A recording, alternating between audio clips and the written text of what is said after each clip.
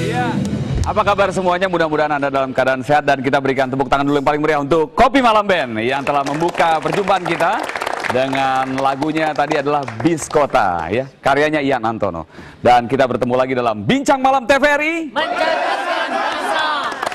Nah, terima kasih Anda semua sudah semangat di Bincang Malam TVRI dan kita akan segera memperkenalkan narasumber ataupun bintang tamu kita yang akan kita ajak berbicara. Mengingat kita akan segera memasuki tanggal 31 Desember, di mana antara tanggal 31 Desember dan 1 Januari biasanya di sana ada kerawanan ataupun kemacetan di beberapa titik-titik jalan raya. Oke Pak, apa kabarnya Pak? Waalaikumsalam Pak. Terima kasih sudah datang. Gimana persiapan tahun baru? Sehat Pak ya? Sehat. Semuanya mantap. Apa kabar Bang Laude? Baik, baik. Sering ketemu di Senayan, ya. Kali ini datang ke TVRI. Ya, sehat ya Bang ya? Semua keadaan keamanan semuanya tertata dengan baik aman, negara ini dan itu terkait dengan transportasi. Insya Allah. Kalau ada apa-apa di transportasi, keamanan bisa terganggu. Beliau kalau transportasi. Beliau tanggung jawab. Silakan Bang Laude ya. Nah, ini kalau mau tanya kira-kira kapan Transjakarta malah bisa nggak macet, itu nanti kita tanya juga. Iya, boleh. Itu ada pengaruhnya. Silakan Pak Darmaning Tias. Dan pemirsa TVRI, kita akan segera mengikuti perbincangan kita dengan ketiga narasumber kita. Kita akan langsung saja ikuti perbincangan dalam Bincang Malam TVRI.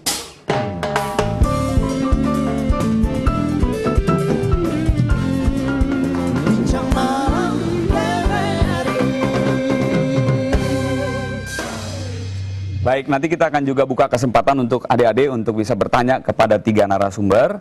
Dan yang jelas nanti kita juga akan bertanya kira-kira kalau nanti kita menggunakan jalan raya atau menggunakan fasilitas umum yang terkait dengan transportasi, itu bisa ke Pak Joko Mulyanto. Nanti kalau mau lihat apakah kira-kira peranan DPD untuk bisa mendorong pemerintah, ini fasilitas apa yang harus ditambah di setiap daerah, itu bisa ke Pak Laude. Kalau kira-kira mau lihat nanti kepadatan Jakarta itu di tahun 2014 katanya kita keluar dari rumah 5 menit udah nggak bisa jalan, itu bisa ke Pak Darmaning Tias. Apakah betul atau tidak gitu ya? Kita mulai dulu dengan Pak Joko. Pak Joko, Bina Marga ini cakupan luasan tanggung jawabnya terhadap apa yang disebut dengan transportasi itu sejauh apa? Ya, baik. Jadi Ditjen Bina Marga ini memang tidak menyelesaikan seluruh masalah transportasi. Hanya sebagian. Sebagian. Nah, bagian itu adalah tapi penting. Jadi prasarana jalannya. Kami punya tugas untuk memberikan fasilitasi. Apakah pada saat mempersiapkan Natal dan Tahun Baru ini dibandingkan dengan Lebaran itu ada perbedaan secara kekuatan personil atau sama? Kalau kekuatan personel yang menjaga jalan itu sama. Bang Laude, ini perannya DPD melihat kelancaran transportasi dan terutama di setiap daerah ya, karena kan DPD memperjuangkan juga hak-hak daerah. Artinya kalau di Natal dan Tahun Baru ini apa yang Bang Laude lihat? Saya kira penting. Gini, setiap daerah itu mempersiapkan. Kalau Natal sudah lewat ya, seperti yang dikatakan Pak Joko tadi. Tapi menghadapi Tahun Baru ini adalah malam Tahun Barunya. Nah, jadi saya kira itu perbedaan tanggung jawab Pak Joko ini dengan masa-masa lalu. Ini apa ngomong-ngomong bercanda aja Pak ya. Mungkin maksudnya Pak Joko juga supaya Pak Darmaning Tias naik bus itu atau naik kendaraan jangan tidur terus. Kalau enggak nanti nggak sampai udah sampai Malaysia kan nggak tahu-tahu. Ini prinsip memang. Gimana Pak Laude? Gini, yang dikatakan dengan kepentingan publik itu tidak boleh terabaikan oleh negara.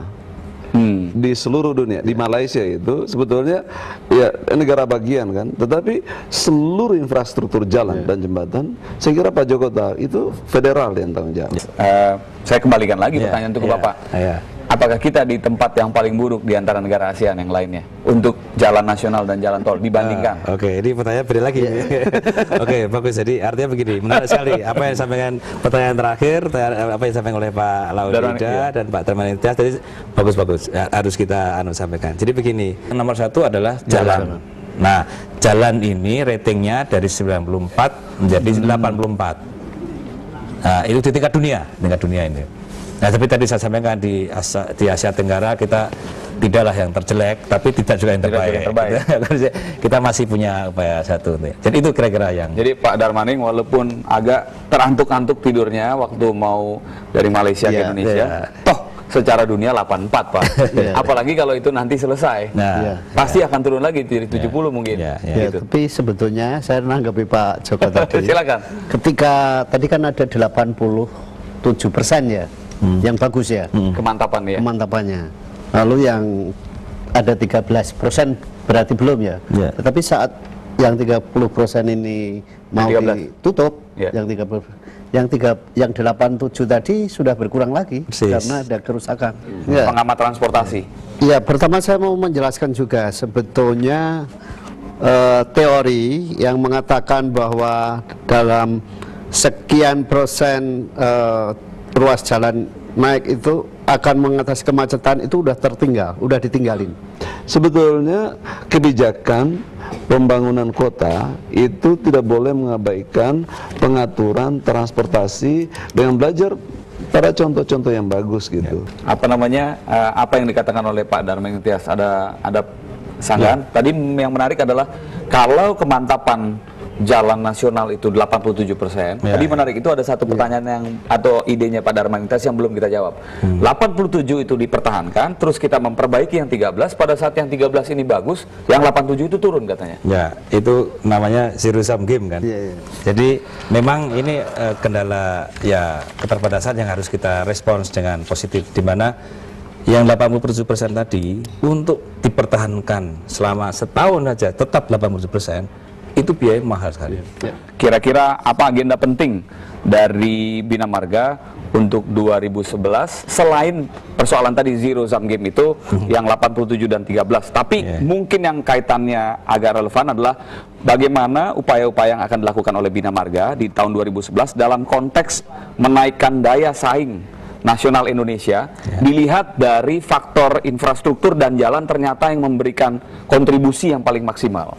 Silakan Pak Joko. Baik, terima kasih. Jadi malam ini kita sudah mendiskusikan tentang bagaimana peran jalan dan bagaimana sulitnya dan mahalnya kita kalau memperbaiki jalan itu dengan segala konsekuensinya tadi, masalah hukum dan sebagainya. Oleh karena itu yang perlu kami sampaikan kepada masyarakat sekarang ini adalah bagaimana kita bersama-sama menjaga, dengan demikian sehingga kita sama-sama, yang namanya jalan ini adalah milik bersama lah, tidak hanya miliknya pemerintah, tidak hanya miliknya pemerintah pusat, tapi juga milik pengguna jalan dan penyelenggara jalannya. Saya kira itu. Baik. DPD melihat kondisi memasuki 2011.